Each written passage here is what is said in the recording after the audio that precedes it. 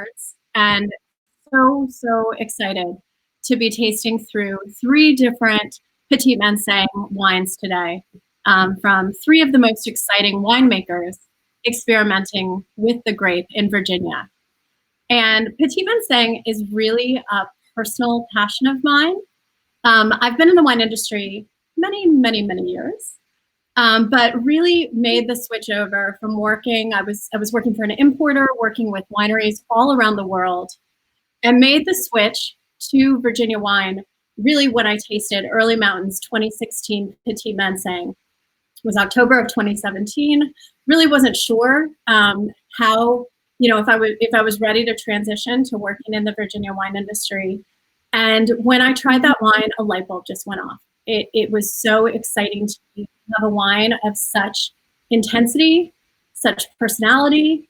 And, as a marketer, I'm always thinking about the story and how I can bring stories to people like you. And to me, Petit Manseng has so much potential in Virginia because it is a grape whose story is largely untold. Many times, Chardonnay is the most planted grape here. Cabernet Franc is the second most. Merlot. Grapes have already established themselves with some form of reference for a lot of you. But I'm assuming for most, the first Petit Manseng that you had was one from Virginia. So it's really a chance for us to take a grape, make it our own, tell its story, and it brings so much versatility. So we have 3 dry Petit Mansengs that we're tasting today, but don't let that limit you in your thinking. Oftentimes they're made in a sweeter style, a demi-sec style, a fully dessert wine style. And so there's a lot to discover with the grape. So hopefully you have at least something open in front of you. Doesn't need to be Petit Manseng. If you have the 3 wines from the shipment today, the Early Mountain, Schatz, and Walsh, get them open, get them in the glass. We're going to be tasting the Walsh first, Early Mountain second, and the Michael Schatz third, kind of building as far as building in intensity and richness through those 3.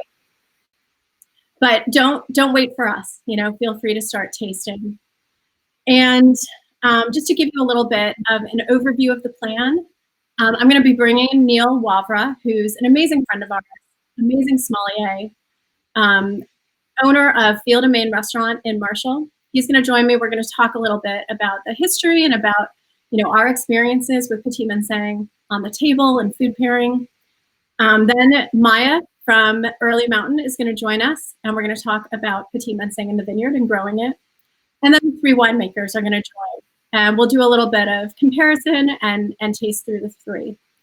So ask questions. You all on Facebook can just type into the chat bar. We'll see them. We'll hopefully be able to address everything. And just to give a quick preview of the week to come, I mentioned last week, this is now establishing itself into a series. It's called Taste of Virginia. Each week, Saturday at 5 p.m., we're going to be opening bottles of Virginia wine, talking about them with people in the industry. And next week is called Time Machine to 2019. So it might be coming from feeling a little bit ready to escape from 2020. I don't know if anyone else is feeling that way, but we're going to open 4 2019 wines, including a sparkler, the Pet Nat made from Malvasia Bianca, predominantly, that Maya makes at Early Mountain. We're going to open, let's see if I can say it right, our Catsatelli from Blenheim from the 2019 vintage. We're going to have Rosé of Mourvedre from Stinson Vineyards. And we're going to finish up with Soif from Early Mountain, which is a semi-carbonic style chillable red. So all fruit-driven, fresh, refreshing, delicious wines from the 2019 vintage. And throughout the tasting, the 4 ladies who are joining us, Maya, Kirsty from Blenheim, Rachel from Stinson, and Lucy Morton, who's a globally renowned viticulturalist, are going to talk about the vineyard year and basically how amazing 2019 was. Just to have a little bit of an escape from the current year.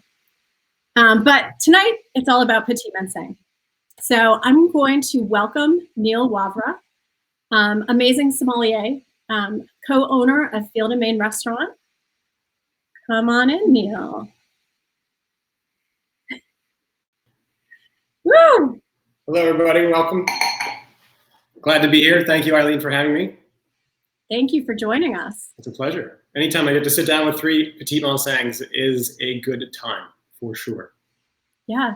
So as I said, the wine that really opened my eyes to Virginia was Petit Manseng. And you were one of the first people I sat down with as I was entering Virginia wine and, had the amazing kindness to introduce me to the history, to what was exciting for you. And certainly one of the aspects you talked about was Petit Manseng. So when did you first discover the grape? And did you have a similar eye-opening moment, or did you more ease into it? No, I had my first experience with Petit Manseng with a Linden late harvest Petit Manseng, and then shortly thereafter with the Glen Manor late harvested Raffius built wine that gave you a perspective on Petit Manseng that perhaps more referenced what Jurançon, the southwestern part of France, is most renowned for using the grape for a dessert wine. Mm-hmm. But my first experience with something more on the dry side was the wine from, we're going to try third, Michael Shaps's Petit Manseng. And that was sort of a revelation. I think you alluded to the idea that there are more established varietals that are grown in Virginia and that oftentimes have plenty of counterpoints in other wine growing regions in the world. So you have reference points. And while I might have tried maybe a Jurançon in the past, it would have been a sip. It certainly wasn't a bottle I bought. Certainly wasn't something that was a regular occurrence in my life. And so Petit Manseng became part of the lexicon and part of my wine pantheon when I came to Virginia. And quickly became, which was fascinating, the benchmark. So it wasn't as though it was trying to be benchmarked against other things. I would argue quite comfortably we're making the most dynamic range of Petit Manseng anywhere on the planet. And in that regard, also some of the best Petit Manseng on the planet. Yeah, and so you referenced southwestern France. So that's where the grape originates. Yes. That's where it's grown the most. Just reading up prior to this tasting, about 2,500 acres are planted in southwestern France. So it's not unsubstantial, certainly. But not many of those wines make it to the U.S. And if they do, they're often in a sweeter style. Right. Yeah. And you find them in a neighboring kind of village, neighboring Jurançon, Pachrink de Vic-Bilh, where they would pair it with its partner grape, Gros Manseng. So the little Manseng and the big Manseng kind of playing off each other to create a dry-styled white wine that's a little bit like kind of Bordeaux Blanc. I mean, it's just got this crispness, this brightness, this high acidity, and some texture. A refreshing white that you can drink kind of with everything. That's not the case. So even in a place that's reputed for being the founding spot for the grape, it doesn't really often get single billing, and certainly nothing like what we're about to taste here today. You kind of have to go to your way to find examples of people playing with Petit Manseng out of that historic context. And then otherwise there are a smattering of examples around the world, but nothing super substantial. I mean, there's some people in Italy doing it. There's some people in California playing with it. And passionate acolytes, I'm sure, exist everywhere else too, but certainly not established. And that's what's exciting about drinking the wines now here from Virginia, is that we're kind of drinking the frontier, yes. Which is really neat. I asked each of the participants to give me a quote prior to the tasting, and I loved your quote because you said, with a name like Petit Manseng, you might think of something diminutive, whereas personality-wise, it couldn't be further from the truth. I mean, it is full throttle. We were talking just before we launched live, and I opened the wines, 25 minutes ago, and as soon as I cracked the first wine and barely had the cork out of it, the room smelled like Petit Manseng. Right. No, they're not wallflowers. They are expressive, which is great. One thing that's so interesting to me about it, though, is, and we were talking about this too, they're obviously aromatic. If you're a good, several inches away from the glass, it's going to be bursting out of it. But I sometimes have a hard time personally with super aromatic grape varieties. I do not like cloying smelling or super perfumed or super floral aromas just personally. Whereas the aromatics here manage to be both super powerful and intense, but more on the fruit and savory spectrum. Yes. Yeah. And to me, that's so much what distinguishes it from those other more aromatic grape varieties that you talk about, like Gewurz or like Muscat or Sauvignon Blanc, where it's a different type. And we have a question: what aroma should we be looking for in the Walsh? And both Michael said this, I said it too. There's this really intense kind of apple aroma to me, but it's almost like apple skin. Yes. And Michael said Calvados, apple, like an apple liqueur. And as it's been in the glass for 10, 15 minutes, and I want the the Walshes to really talk about the wine, but those to me are the aromas that I'm most getting from the wine. Is kind of that yellow apple skin, veering into that other stone fruits, almost like peach, but slightly underripe peach, that sort of aroma. But before we get more into the specific wines, tell me about how you pair Petit Manseng on the table. Sure. It's a tiny bit of a moving target depending on whose Petit Manseng you're talking about. I mean, when you talk about a prototypical wine from a particular region and a varietal, you might have a general character to kind of work with. But even as you see and taste through the three wines here, each one is different. Broadly speaking, what I've done in the past with respect to drier variations on Petit Manseng is a grape that has a unique characteristic that it can ripen and therefore gain sugar and potential alcohol and maintains acid. So it's really bright even as it gets more textured and round. So you don't have sort of the lumbering flabbiness of other varietals, whereas as they get higher in alcohol, you lose that acidity. Not the case with Petit Manseng. So these are wines where you want something that's pretty rich and robust, for example. I've used these wines with very rich, powerful sauces and grilling elements and bold flavor, and needed something to handle all of that.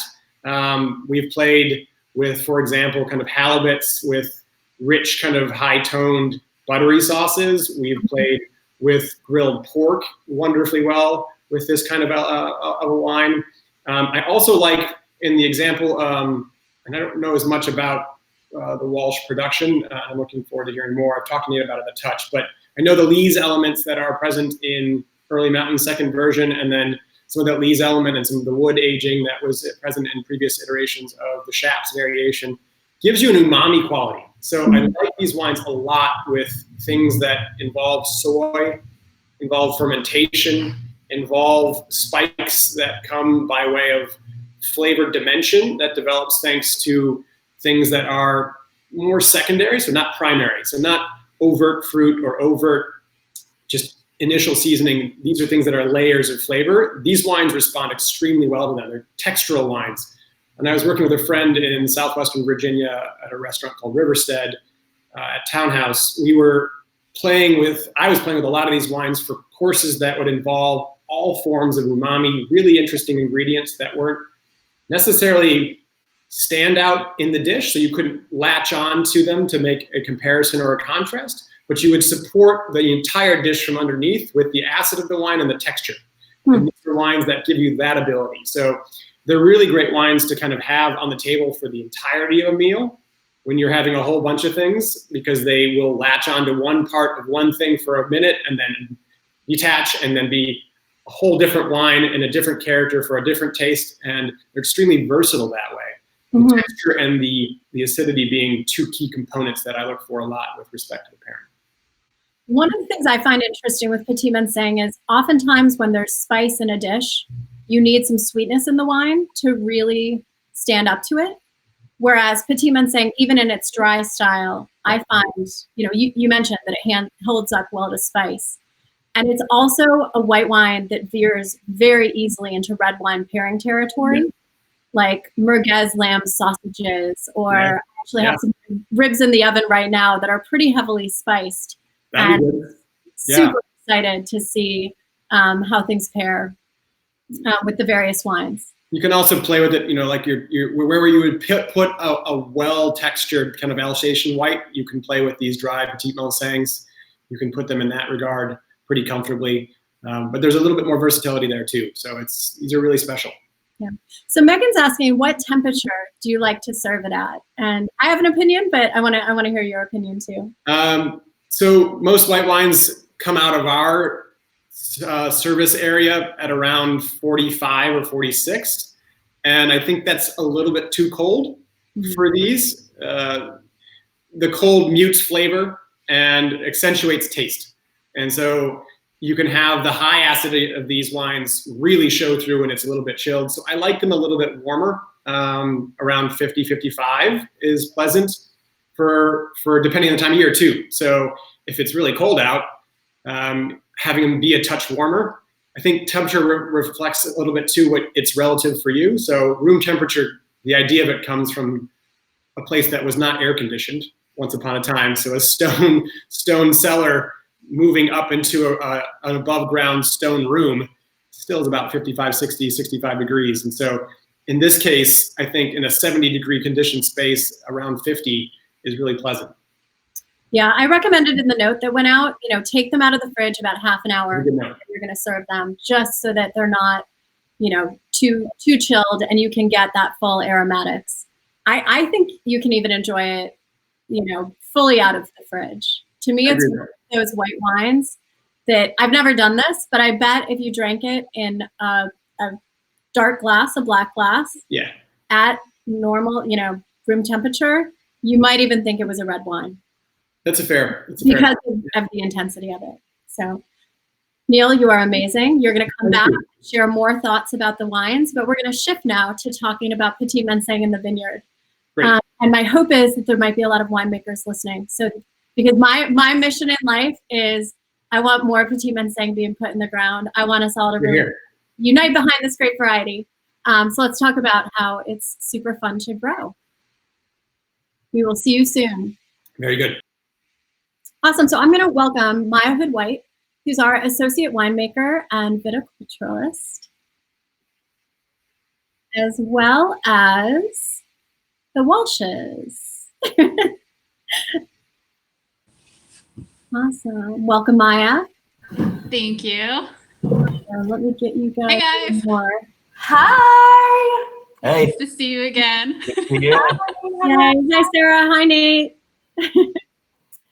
Awesome. So Maya, as I said, associate winemaker and viticulturalist. And when I asked her to give me a quote about Petit Manseng, she's like, it's just so extra. In fairness, I was up all night for Frost. So I was sleep deprived and very tired. I regretted giving you that exact sentence or a couple sentences shortly after you posted it. But then you also said, I'm very lazy. And Petit Manseng lets me be real lazy. Well, that maybe is an extreme, but yeah, I mean, it is probably the variety that you really don't need to hold its hand. Like we have two different sites. One is more challenging than other and more at the whims of weather. And that is the early mountain site. So we tend to utilize that for lighter bodied red wines, white wines, sparkling. Our rosé primarily comes from that site. But this is obviously a white wine, but one that has, as we're talking about, the heft and the texture of something greater than you would assume most white wines would have. But as far as growing, it is truly probably my absolute favorite grape variety, but definitely my favorite to grow that I have experienced thus far. So the cluster morphology of it, it's very open. So, there's a variety of different clusters where they're really tight, where the berries are packed on each other, almost like bursting out. Others where they're, yep, you got a picture. Excellent. These are so loose and they hang so free. Anytime you have airflow, that is really helpful as far as mitigating any sort of disease pressure you have. So we've seen our vineyard, we had a little bout of bad luck for a couple of years. It was hit by a deep freeze. It was hit by hail. It was hit by a hurricane. And the Petit Manseng, we were still able to pick all those years. So, which, it's a testament to the variety, and what it can withstand. Like obviously there are certain times we can't always hang it, but even for a dry wine, we're not looking for really incredibly high sugars. So a lot of times it's balancing that acidity that you get. So this variety, because it has such thick phenolic skins and high acid, is pretty resistant to a lot of different rots, as I was mentioning, but that means you can hang it longer, but a lot of people hang it quite long. So you end up like lowering some of the acid. So as you gain sugar, your acid decreases, but sometimes you end up with too much sugar and then you can't ferment it dry. So for us, we've started putting it where we're planting more of it on soils that are very wet. So we know they're going to be somewhat saturated. So that's kind of mitigating some of the sugar development in there by taking up some moisture, but also allowing us to ripen. So you have phenological ripeness and you metabolize some of that acid out of the fruit as well. Awesome. So we focus our Petit Manseng at our early mountain site, heavier clay soils, wetter soils, all of the challenging places. Nate and Sarah, welcome.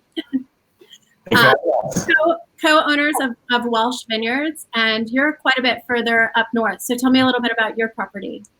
So we actually grow Petit Manseng on multiple properties in Loudoun County, Virginia. And I am not capable of explaining the benefits of growing Petit Manseng better than Maya does. But I would echo that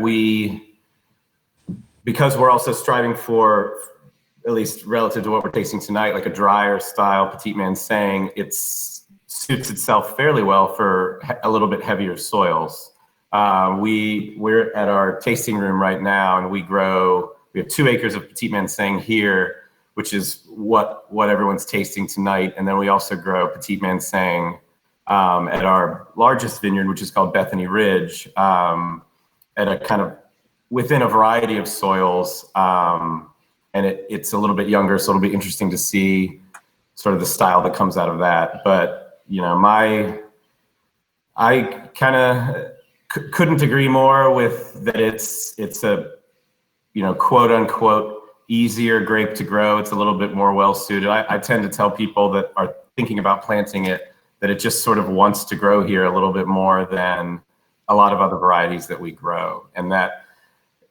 That sounds like one thing on paper or when I explain it to you, but when you're in and out of the vineyard day in and day out and for multiple vintages, these little kind of idiosyncratic benefits of growing the grape add up in a really big way. That's like more of a long-term view of what really is going to do well here. So we are on the Petit Manseng train for sure. Put Petit Manseng in the ground today, right? Yeah, well, a little bit. We put some in the ground. We're putting Petit Manseng in the ground too. This week or last week? This coming week. Tuesday. Okay. Yeah. And we actually ripped out Cabernet Sauvignon for Petit Manseng. So stop fighting that battle and just grow Petit Manseng. Yeah. That was exactly it. So the vineyard that has been there since, prior to Early Mountain existing as it is now, there was Cabernet Sauvignon essentially planted in a true swale. So in 2018, when we all were struggling with rains, we were joking that it's just hydroponic Cab Sauv because it never dried out. Like we had to pull the tractor out several times with the Bobcat. So we're like, hey, not great for Cab Sauv, as we all knew, but what would do really well here is Petit Manseng, especially if we are looking to make it dry. So yeah. And we kind of look at a lot of our vineyard planting in a really long-term viewpoint of like, we need this to do well for 30 plus years, and it's just one of the most promising varieties in terms of really long-term vineyard growth. And to think about the Early Mountain or the Bethany Ridge Petit Manseng on 30, 35, 40-year-old vines is like a really exciting and interesting thought. And there's no reason to think that it won't make it to that, and that it's not sort of sustainable for us to grow it like that. And hopefully then June has to worry about it. And then our daughter. Yeah, we heard her a moment ago, right? Yeah, she might be back. She'll probably be back. Okay. I think she's watching. So Holly just had a question. Hi, Holly.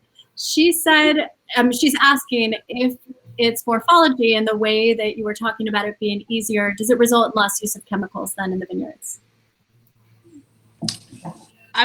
Yes, I mean, not necessarily universally depending, but, something that if you have these really tight clusters that you fight against is botrytis. And so people, depending on their location and their farming methods, may have to rely on certain chemicals to mitigate that risk. And, I have yet to see botrytis in Petit Manseng. Not yet. Not 2020. It is 2020, Maya. So who knows? I know. I'm like, why am I saying this? People do talk about getting noble rot. So the botrytis that actually you get, basically the beneficial botrytis. So that you think of in Sauterne, and people will talk about that in terms of Petit Manseng. I haven't seen that, but that's also, both on the culture that's out there and then the weather that you see too. So, I kind of hope one day we see that. Yeah. We also do a late harvest and it never happens. Yeah. But also it's... Never say never in Virginia though. Yeah, my experience with it also is that the leaves themselves are not as susceptible to mildew. Right. Which is a big benefit. I mean, they're not immune, but they're not as susceptible as a lot of other things. Mm-hmm. Huh. Yeah. So at least based on the most recent growers report, there's 64 bearing acres of Petit Manseng in Virginia. So still quite small. Not enough. We have a lot of those. Well, and then there's 23 non-bearing though, which means recently planted, not yet online. So it's the 7th most planted grape here, but the 5th most in non-bearing, which means proportionally people are putting more and more and more of it in the ground. Yeah, I say that makes sense because it's, everyone watching this, or a lot of the people watching this will be familiar with it, but in the big picture, it's still pretty new. Right. So it makes sense to me that there's not a lot of acreage. Awesome. So I'm going to take Maya out, put the other 2 winemakers in. Before, though, I remove the image of Petit Manseng, which to me is so striking and tells so much about why it's ideal in the vineyard. Neil's comment of, it's called petite, but it's super full throttle, it's super intense. And that's a similar case for Petit Verdot. And I realized, and somehow I'd never put two and two together, petite means small, as in small grapes. And so you can really see it in this bunch. And thus it's thicker skins and a lot more skin to juice, which I'm assuming is one of the reasons, we'll get the experts to actually verify, one of the reasons that there's so much intensity to Petit Manseng, right? Mm-hmm. Awesome. It also has a lot of, they'll talk more, but like different aromatic compounds that you went like lots of thiols in it, and different farming techniques can help amplify those too, but they will expand further. Awesome. So I'm going to welcome Michael Shaps coming on, as well as Ben Jordan. Hello. Oh, sorry. Michael Shaps. How are you? Good. How you doing? Good. You're in a place with a lot of wine. Yep. Our warehouse. Awesome. So welcome, Michael. So you're joining from the winery? From our Avon Street location, yeah. Our bottling and warehouse facility. Awesome. And Ben, welcome. Thank you. Joining from your home in Charlottesville. That's right. From me. Yep. Yeah. Well, wonderful. So we have the 3 Petit Mansengs in front of us. And what I'll ask you guys to do, as I said, we're going to taste the Walsh first, then Early Mountain, then Shaps. And if you guys can just run through, relatively quickly your winemaking technique or anything you want to reference from the vineyard as well. And then, let's talk about each of the wines. So Nate and Sarah, we'll begin with you. Excuse me. So, my intro into Petit Manseng involved, and I'm sure we'll talk about this, but because of the chemistry, because of the way that it ripens and the sugar level related to this acid level, you get Petit Mansengs with we get a lot of different styles of Petit Manseng, between dry or close to dry, which is, I think, what we'll be tasting this evening, to a lot of off dry and then sweet. And a lot of my early winemaking experience with Petit Manseng was that we sort of viewed it as like, well, we'll just react to the year, and if it comes in at a high brix, we'll make it off dry. If it comes in at a brutally high brix, we'll make a dessert wine, and we'll just see what happens. And that's what I did for quite a while. However, I started tasting the drier styles, and they really stood out to me. And to be honest, the first winery that was consistently doing that I was aware of was Michael Schaap's, making this in more of a dry style. And for me personally, the great thing about a drier style Petit Manseng is it's just texture.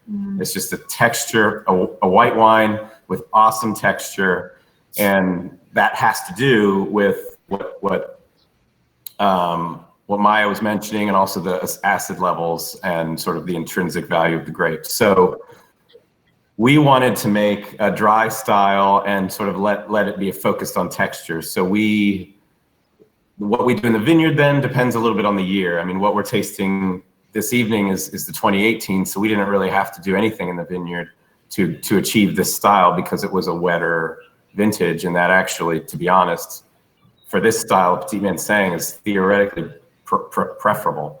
It's not preferable. Not for anything else. But Petit Manseng. But so the winemaking is pretty straightforward. I mean, because this is more of a textured focused white, it's all neutral oak fermented and aged and on surly with stirring until late summer, which is when we would bottle it. So 10 months in oak, or 8 to 10 months in oak. I think I will interject and just because I think we will, and I'm sure Michael and Ben will too, specifically with Petit Manseng, talk about texture. And I think putting texture into context for people that are watching and tuning in might be something good to do at this juncture. Eileen, when you think about texture in white wines, what are you thinking of? I always get almost a visual of, if you think about reverberations of music, it's almost like the acid is right down the middle. And then it's like, how far is it reverberating out? Like how much is surrounding that core? As far as kind of how I think about it visually. Hey, June. June decided to join us. It was bound to happen. Inevitable. Yeah. I mean, actually on the palate though, it's some of it I feel like ties to length, some of it ties to in the mouth. But it's different than the texture you get from alcohol somehow. I don't know.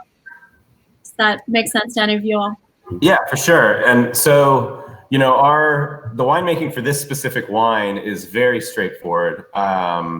This is because of the chemistry. This is a whole cluster press, which is very unusual for us with Petit Manseng because it's you're kind of intentionally retaining more acidity, and barrel fermented and aged, all neutral. And then this is 100% Petit Manseng. There was no particular blending. There was no blending in this. In other years, like 17 or 19, when the fruit chemistry wouldn't come in quite as optimal for a dry style wine, which I think we'll probably talk about because I think the early mountain is at 18, but Michael's is not. There's other winemaking techniques that we would employ, but for this wine, it's fairly straightforward. Why does whole cluster result in higher acidity? Because won't that give it then some skin contact, or is it less skin contact because it's gentler pressing? My experience is it's less skin contact than if you were to destem. So if you wanted to raise the acidity a little bit, which usually we would with Petit Manseng, you wouldn't whole cluster press, or you might utilize skin contact. But this particular one, and we do that in some years, but this particular wine we did not. So for us, the goal though is, the aromatics of Petit Manseng are very interesting, and for me, it's like this weird world between like sort of apple or green apple, and then this sort of interesting sort of cheese rindy, nutty quality that you get, and then we just are hoping to get this sort of more interesting and lengthy texture out of the wine, which is fairly, in my experience with it, at least, it's kind of intrinsic in the grape. We're not really doing anything to achieve that in the winery, besides a little bit of Lee's work. Ben and Michael, did you have any questions for Nate? No, I see a question about what whole cluster press means, and I think whole cluster is one of the most confusing things to talk about, just because it means something different in whites than in reds. And so what Nate's talking about is throwing fresh grapes into a press and pressing immediately, and so you have almost no skin contact. Versus whole cluster reds are throwing grapes without the stemming them into a bin, and you get skin contact and you get stem contact, and so they produce these very diverging flavors. But with the whole cluster press, the reason you preserve acidity is because you're not introducing potassium from the skins into the equation, which combines with tartaric acid. So not to get too down the rabbit hole of wine chemistry, but that's actually on the wine country. Nate, did you go through malolactic on this wine? This went partially through, yes. Which I'll be honest was not intentional, but it partially went through. Although I don't really particularly have an issue with it, but it was the first. This is the first year we've made where it went partially through, and I kind of, think we're not mad at it. Yeah, we're not mad about it. So, do you all generally go through? I do not. I've tried it, and for my style, you would think a richer, heavier style, you'd want that, but for me, the flavor profile doesn't work. Yeah. So let's go ahead and shift to the early mountain. I'm going to take myself out and put Maya in so that she can comment on it. So just keep things moving along. Karen Massey asks who's the one in blue, but I'm laughing because they're all wearing blue, I think. I think she means Nate, though, because he's vibrant blue. You are vibrant blue. This is blue? That's blue. There's a question about malolactic fermentation, and that is basically instead of sugar being turned into alcohol, it's malic acid being converted into lactic acid by bacteria instead of by yeast. And it almost always deacidifies the wine. It makes it less tart and more creamy. So that's where Michael was saying he doesn't prefer for his style. Nate has it partial. We have it partial as well in this wine. On purpose? Yeah, so not necessarily, and more necessarily. So we started by not wanting it, and it's actually pretty easy with Petit Manseng not to have it because of various components, mostly higher alcohol, make it harder to go through malo. But as we've started picking earlier, and that's not really relevant to the 18 as much as 19 going forward. And when you're picking earlier, in order to bring, maybe more balance to the alcohol, you have a searing malic acid, and so maybe malolactic can help you.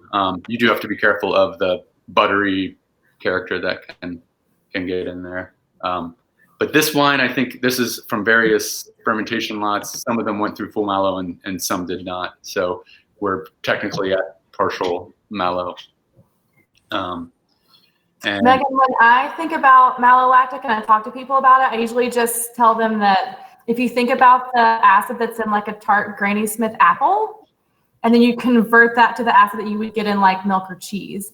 And so you can intentionally or sometimes unintentionally move from that really tart kind of puckery style acidity into something that's much rounder, much richer, much more creamy. That's all I got. Sure. And I think as the grapes get riper, they get lower in malic acid. So if you're picking earlier, it's more of a problem than if you're letting them get riper. So it's all a balance point. So I think all of our styles have to do with finding that balance between richness and acid and those sorts of things. With us, we've really a major thing that's happening with us is in order to deal with the acidity, we're leaving it for a long time on the lees, about 16 to 18 months. And so that does give it some of that savory character and mitigates some of the acidity. In 2018, as Nate said, it was almost the ideal Petit Manseng vintage. Eileen, the quote she used from me was that I call Petit Manseng a hippie dancing in the rain. And I was thinking about that, and it's more of a East Coast hippie because on the East Coast we have warm rain in the summertime. On the West Coast, the rain comes in the winter, and there's probably less hippies dancing in that rain. So it was Nashville. But here, Petit Manseng loves those thunderstorms. If you're trying to make a dry Petit Manseng, it actually moderates some of the alcohol that comes to it. And that's something I learned from Michael when I was working with him at Wineworks. We were trying to figure out when to pick some Petit Manseng, and looking at the forecast, and there was rain on the horizon. He's like, you know what? Probably wouldn't hurt to go through that rain, and we can moderate the alcohol and still get some of that acid dropping out over time. And that's actually been, from a winemaker's perspective, that's like the antithesis of what you do. You never pick after the rain. You pick before the rain so that you can get everything perfect as it is. But to kind of turn a complete 180 with Petit Manseng and look at that as a technique is actually pretty neat. Nobody's doing that in the rest of the world. No one waits till the next day to pick the grapes. And it is logistically actually pretty nice, because you're not picking any other grapes that day after the rain or 2 days after the rain. And so it gives you something to do while you're waiting for everything else to dry out. So while you're crying. Yeah. So I have a question for the Early Mountain team. So where do you look kind of around the world stylistically? What other wines do you see that you're kind of trying to approach with your Petit Manseng? Like, do you look at other Petit Mansengs, or are you looking elsewhere? Like, are you looking at Chenin Blanc or? Chenin's the big one. When Maya and I and Dustin traveled to the Loire Valley in 2016, there was a big eye-opening thing that happened for us there in terms of how to, like, the idea that their acidities are really high on those dry wines. And I think if you look at the numbers of acidity on a piece of paper, they can be scary compared to Chardonnay or Sauvignon Blanc. But to understand that the sort of acidities they're working with in the Loire Valley for Chenin Blanc that are dry wines, and just embracing it, and the fact that there's richness from the alcohol that's buffering that acidity and making it more palatable than, say, if it were 10.5%, was a real eye-opening for us. And then I think more and more these days we're actually looking at just textural white wines made around the world. And anybody that's trying to make a textural white wine, we look at that and try to understand that, because that, like, as everyone is saying, that is what you can bring to the table with this grape. Yeah, absolutely. Nate and I took a pilgrimage trip to the Loire right after we met. We slept in a car and drove the river. Nice. And just drank amazing Chenin Blanc for almost 2 weeks. It was great. That I also love Chenin and drink a lot of Chenin. So we kind of see that as a something to look towards with Petit Manseng for sure. Yeah, sometimes I'll call it the Chenin of the South. Yeah. Ooh, I like that. Let me write that down.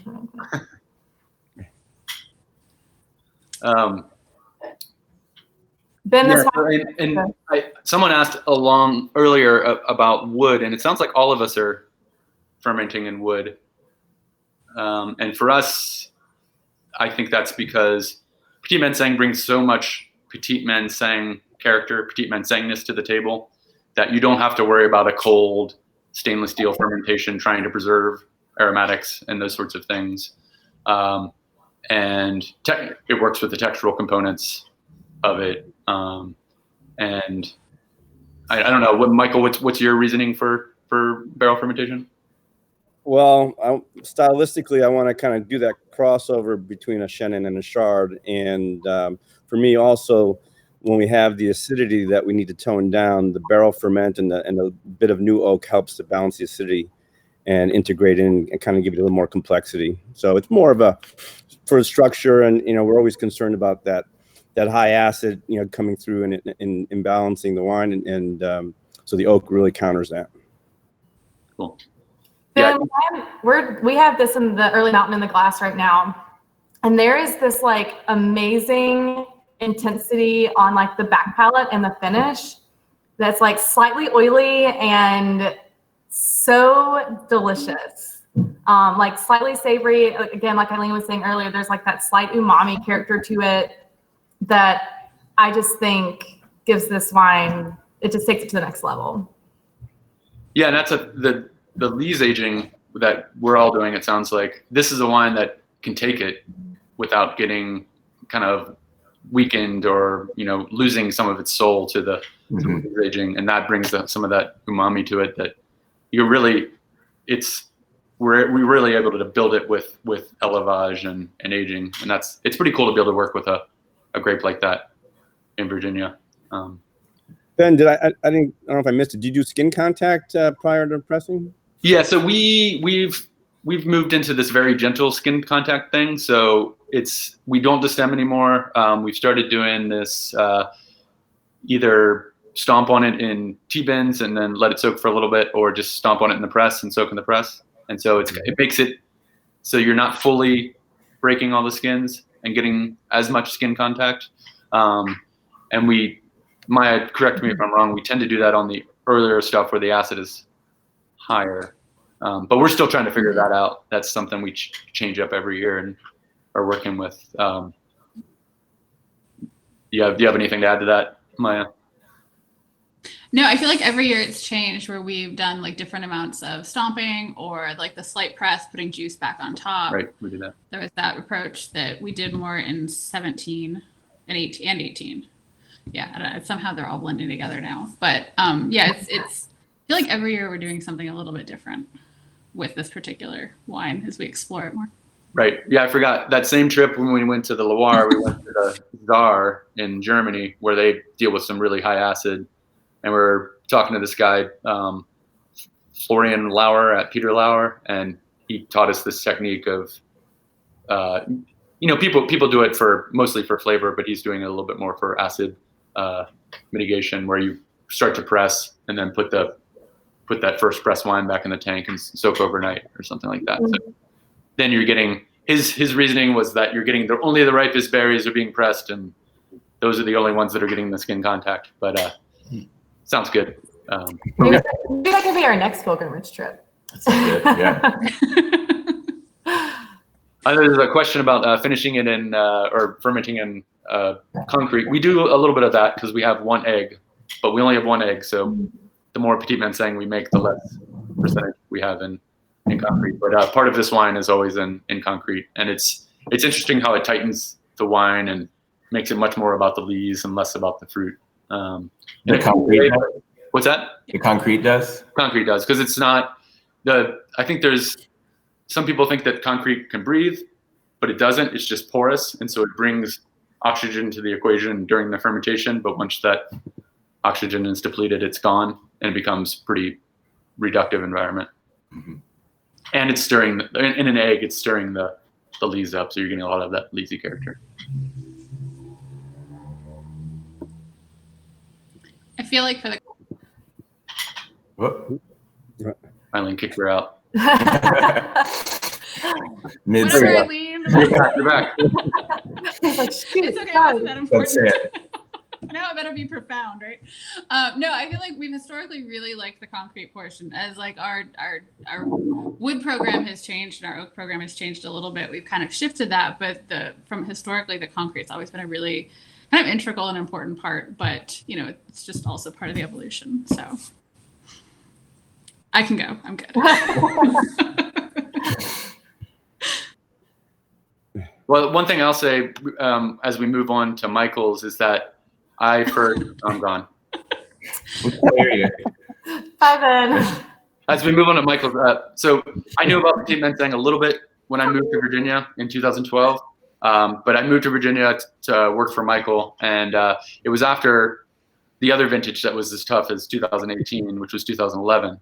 And as we tasted through the cellar, you could see that there were certain grapes that could deal with the rain better than others. Tannat was one of them, but Petit Manseng was a star, and I became immediately interested in it. And that was at the same time Michael had decided to make his first dry Petit Manseng that year, so it was cool to be able to be a part of that going into it. Yeah, and the crowds are clamoring. They're like, Michael, tell us about this amazing wine. Well, it's a 2016, which unfortunately is sold out, so we're on to 2017. But is a good example of what a couple years of bottle age will do. And 2016 actually wasn't 2018 for sure, but we did have some rain at harvest, and the result is this vintage, the 16, is the first time I did 100% Petit Manseng. So usually it's comes in with so much acid or alcohol that we need to tone it down a little bit and blend in up to 10% or a little bit more of Roussanne that we have in the same vineyard, which really kind of helps balance it out.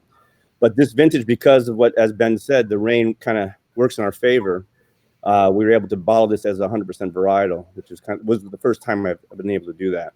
So again, how the rain can work with us a little bit on this variety, and it also really we can actually kind of counter the dilution from the rain with the skin contact prior to pressing. For me, that helps build a little more aromatics, add a little more weight and flavor from the overnight skin contact. Anywhere from 6, 8 to 12 hours. This actually was a 12-hour skin soak before it was pressed off and then barrel fermented. And this actually also, besides being 100%, is kind of the highest influence of new oak that I've done. Usually it's about 25 to 35% new oak in the blend. This actually is 50% new oak, and I think you could still kind of feel that in the wine, even though it's a 4-year-old white wine, and the oak is still kind of in the background there, which is not ideal for me, but it's a big wine. It's a big wine that can handle it, I think. But also, so we as I said, we do the skin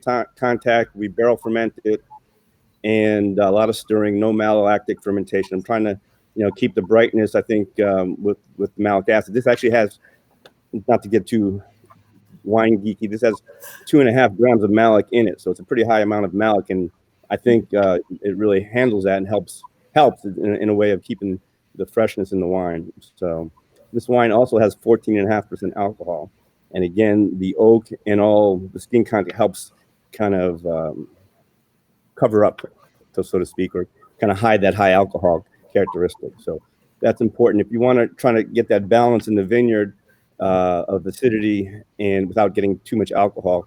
For me, the barrel ferment with the lees stirring really helps to kind of integrate the alcohol into the wine. So Michael, what you're saying is if you want to have a really fun Saturday night, finish the Chaps first. No comment. There you go. So usually, pretty consistent. My Petit Manseng is always above 14% alcohol, and it's always a concern for me that it shows up, that you really feel the alcohol. But again, the blending helps to tone it down. That's one of the reasons I've in the past have been able to blend it. But I think this wine, it's handling the alcohol fairly well. Yeah. Yeah, the grape has the ability to cover its acidity and cover its acidity with its cover its acidity and cover its alcohol with its character. It's interesting that it's just different from other white wines in that way. It is unique, and we're really lucky here in Virginia to have this kind of variety. Came to us, thanks to Tony Wolf's research in the late '80s, and Dennis Horton and Jennifer McLeod, the early believers in this grape. It's been fantastic that we've the three of us have kind of been able to inherit that and run with it. And so this is 16, but even older than this, how do you feel like these age? The first varietal I did was in 12, and these wines, to me, there's a lot of similarity with good white Burgundy, the way it ages because of the acid, the way it's structured. For me, with the oak influence, that these wines age beautifully and go to more dried fruits, candied fruit notes as it ages, but it still has beautiful acidity that carries through as it ages. So, the 2012s are still really vibrant, and every vintage, for the most part, has been able to age. That's awesome. Yeah, I know, Michael, you were hoping to taste the 2017 because that's what's available in your shop right now. But I'm thrilled that we get to taste the additional aging because of that potential. You're saying 2012 is the oldest you've had, but it feels like these wines could go on forever.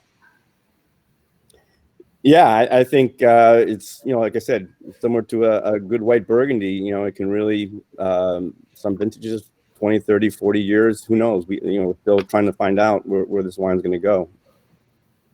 Awesome. White Burgundy being something you might know a thing or two about. And so Nate, I'm sorry. I've talked about everyone else's quote, but what I loved about your quote on Petit Manseng is that you're excited for the future. You're thinking 10 years from now, and how far the three of you have come. And you've all kind of shared wineries together. You've shared experiences. You've talked about, approaches with the grape. Where do you see this going? Like, is Petit Manseng something you're putting some chips on the table behind? Yeah, so, well, for us, in a way, yes. It sounds like we have a significant percentage of that 64 acres you were talking about. So you're right. Yeah, we've been planting pretty significant amounts of Petit Manseng over the past 5 years, I guess, and intending it to be not only for a dry varietal style like we're having now, but also as a white blend. As such a good player in a white blend. And, my first big Virginia wine love was Viognier. And as a winemaker now, I kind of see these two grapes playing together a little well, and also with Chardonnay that we grow and Albarino that we grow a good amount of. So we have it in the ground for those two reasons. One, this style of wine, and then two, to utilize that acid and that kind of sappy texture as a white blend piece, and something that can improve other white wines or be kind of the base of a white blend. Nate really, really, really wants to make like a field blend, white blend, which I think is awesome. But I always tell him he's not the one who has to sell it. I don't think anybody buys a white blend. It's a hard sell. But and to that quote, it's like, a lot of the discussion that we've talked about is, this is such a great grape in the vineyard. And there are these things we kind of need to do and are figuring out how to do in the cellar to make, maybe a more consistent style, and to think of the new acreage coming on, the new wineries that are making this wine, the new winemakers working with it. The approach will take 10 years from now, and the stuff all of the industry will learn from each other is really exciting to me, because the grape in the vineyard is really outstanding. So we just need to continue improving and sort of solidifying the style we're doing in the cellar. And I think it's a very exciting grape for us. Yeah. And Ben, we actually put Petit Manseng into not just white blends, but you love, it's a little bit of our secret sauce. I mean, we joke that we're going to make t-shirts saying we're all 3% Petit Manseng. Hey, I'll buy that shirt. Yeah, it's the whole idea of co-fermentation is something I think we're all playing with. And for us, it's a good grape for that, just because it has acidity, which is always good in red wines, and has skin and tannin and just character. So we've found it works pretty well in Cabernet Franc, or Cabernet wines with Cabernet Franc, because it does this dance with the sort of more herbal characters of Cabernet Franc, kind of like the pineapple basil sort of combination. It can do that sort of thing. But yeah, I mean, and sometimes I'll just co-ferment it with another white grape. And so I'm firmly in the Petit Manseng camp, and I think it's just an exciting grape to work with. And that's probably a big reason it makes it in all these different ways. And I'm like, okay, what if you throw some Petit Manseng in it? It's like, and then it's usually better. Yeah, it does. I mean, excuse me, sometimes it doesn't work, but a lot of times it does. But it's the grape that we get to use in Virginia, and it's exciting to know that we continue to improve upon it.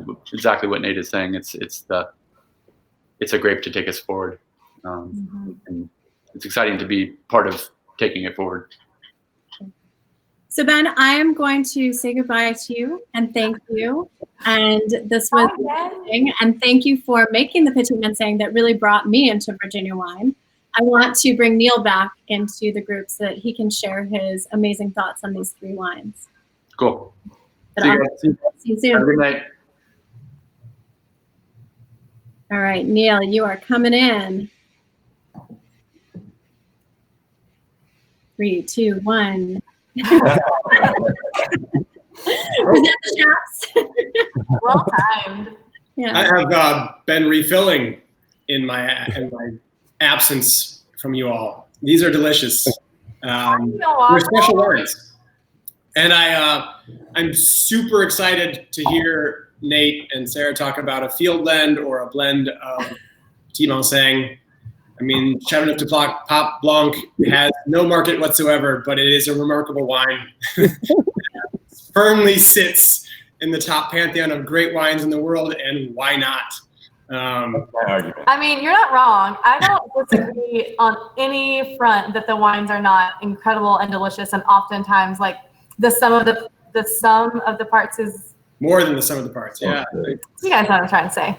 100%. I think there's as a person who sells wine for a living, there's a reason why like the best-selling wine in the world is Chardonnay, because people are super comfortable with it and they know what to expect. So I think we should make one. I just think we should be careful about how much we make. That's fair. I think that's fair. The question was asked, how do you get people to be aware of this wine outside of live tastings of it and putting it in front of them? And I think if you make a small amount of it, and we're talking about 64 acres, soon to be maybe 85 or 90 acres, we're still not talking about a tremendous amount of wine in the world of wine. And as I said in the first part, this is the world vanguard of these wines. And so when we're talking about less than 100 acres of it, we'll sell all of that by just being passionate and excited about that. So making some pretty special wines from these grapes, either blended or as a single varietal, is neat. And I think that's the takeaway for many here today. Like if you were in Napa Valley in 1965 through 1975, and like you were driving your pickup truck up and down Silverado Trail, and people were like, "Hey, I'm making this wine, want to try it?" And you're like, "Nah, no, I'm not interested. You're not established." You kind of look like an idiot now. And so at this point, like these people are making these extraordinary wines that may in 30 years, 40 years become a really special wine in the world of wine and not be a lot of it available. Buy it now, age it, buy it now, drink it, buy some more, age it. It's an opportunity that doesn't exist a lot of places. Where can you find the formation of a region and of a grape anywhere? So that isn't already established with a major benchmark somewhere else. This is it. Neil, if we could clone you, I would have no problem making all the white blend in the world. I'm available anytime you need my services. Awesome. Well, Neil, I knew there was a reason that we brought you on. You just proved it right there. But I also wanted to have you take a moment and share a little bit about what's going on at your restaurant. I know when you post every day, I'm like, oh man, you're about an hour, 45 minutes away from me, but I might drive up there to get dinner because you're doing some extraordinary stuff. So tell us about what's going on at Field and Main. Well, thank you. I mean, I know this is a trying time for a lot of folks. Our mission has always been to try to source wonderful ingredients and products and to use food and drink to communicate, to connect with people. And that mission hasn't changed, and in many ways has only furthered as we have kind of pivoted our focus to not necessarily welcoming people in our building, but to be able to provide a meal of some sustenance and a beverage that they can take home. And so we're creating a to-go meal, a reheatable meal that they can take home each evening. We're closed Tuesdays and essentially Wednesday through then Monday. There's a different option that's available on the website to pre-order, and you can come here and pick it up. We're also doing sandwiches. We have our umami burger, which is loaded with a proprietary condiment that might have a bacon jam and fermented shiitakes on top of a burger that's smashed and put together. It's pretty delicious. Would be very good with these wines. And we have a series of other sandwiches that we're serving from about 12 to 6. And we have a whole little marketplace that we've opened up in partnership with a bunch of farms that we're sourcing from. You can get fresh produce, fresh lettuces, our fresh baked breads, things of that sort to supplement your pantry and your dinner and otherwise. So you can come by and enjoy those things from us, even though we're not necessarily open to you coming here to enjoy them here. Neil, remind people where Marshall is. Marshall's about an hour west of Washington, D.C., just off of 66.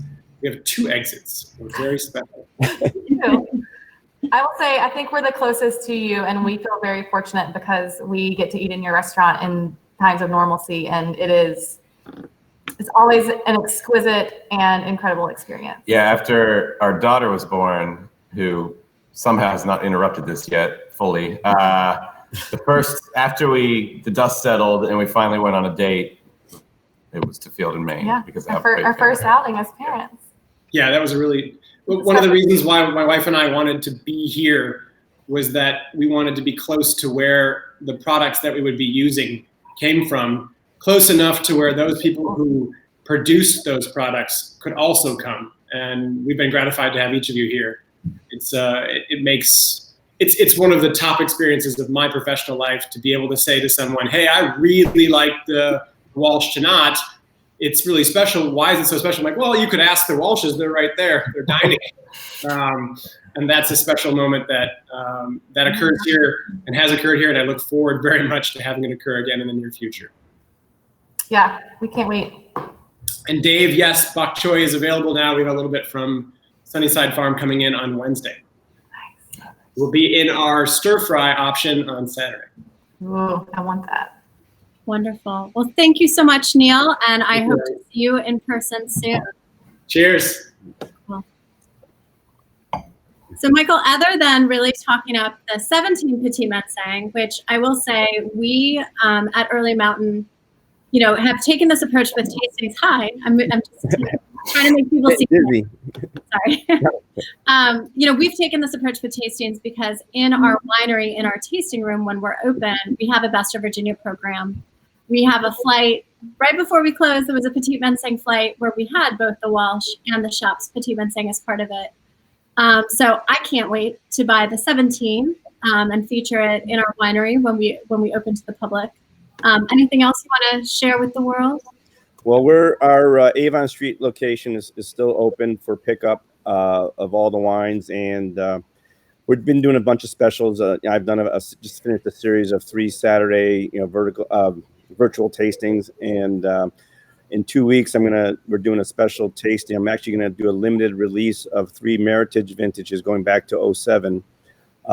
Just releasing 4 cases of the 3 vintages. And we'll do a vertical tasting in 2 weeks. So that looking forward to that. And then hopefully down the road at the end of May, when I can get back to Burgundy, we're going to also do a similar virtual tasting from the winery in Burgundy, where folks can get the wines here through the winery in Virginia and do a live tasting for when I get back there. Cool. So, yeah. Awesome. I think to Holly's point, if we can, before we sign off, as young people in the industry kind of coming up and learning a lot, we've learned so much from you, Michael, and appreciate the kind of the path that you have laid, and just what you've done is such an inspiration. So well, I appreciate it. That's nice of you to say that. And it's been 25 years here in Virginia, and it's been great, helping a lot of people get started. It's been really, for me, very rewarding to see this industry grow from 43 wineries when I got here to over 300. So it's been great. Thank you. Amazing. Thank you so much for joining us, Michael. Thank you. So long. Hold on. We're so I wanted to give you a chance to talk about, first of all, you guys have done such an amazing job of setting up fantastic virtual tastings. We kind of kicked off our series with you all 3 weeks ago, and have had so much fun watching every Friday night. So what do you guys have coming up? So interject, because we thank you for putting these together. I mean, we are honored to be have been in the tasting room at Early Mountain. We made the 17 vintage of Walsh wines at Early Mountain and got to work with Ben and Maya, and you guys are doing such amazing stuff. We're so grateful to be kind of in your network and just here existing in this Virginia world with you. We're doing Friday night tastings called Drink Well. They're Fridays, Facebook Live at 5 p.m. every week. And the idea is similar to this, which is you buy the wines ahead of time if you want, and they're on the Walsh website, which is Walsh Family Wine, singular. It's a lot like this, but not as well organized. Yeah, there's a panel of people, and it's been really fun. It's kind of keeping the lights on for us. So that's awesome. So Friday nights with Walsh, Saturday nights with Early Mountain. It works for me. You're just gonna keep doing this forever, right? I did want to say, so you mentioned next week you all are doing, the tasting you're doing next week sounds awesome. I can't wait to try the Malvasia Pet Nat. Are you kidding? Like that so tasting cool. sounds super So cool. fun. So I'm excited for next Saturday. What do you guys have Friday? We're doing, it's called Wines of Inspiration. So we're tasting one of our wines. So one of our rosés, our 19, and then a Merlot that we made. And then we're tasting those alongside producers that we stylistically look up to or kind of inspired us for the style that we're doing. So sort of like what Ben was talking about with looking at the Loire and at Chenin Blanc for ways you can sort of improve or something you can look towards for Petit Manseng. So it would be as if we would taste the Petit Manseng with that version from the Loire, although we are not doing Petit Manseng. No, it's Rosé and Merlot. It's a 4-pack. Yeah. Yeah, and just to give a shout out for both Early Mountain and Walsh, Bill Jensen, who spends my Sunday afternoons now doing these amazingly informative trainings with a lot of the DC students who unfortunately are mostly not working right now.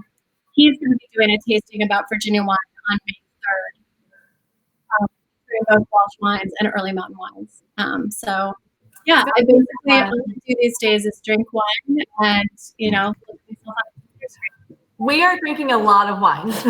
Let's be very clear.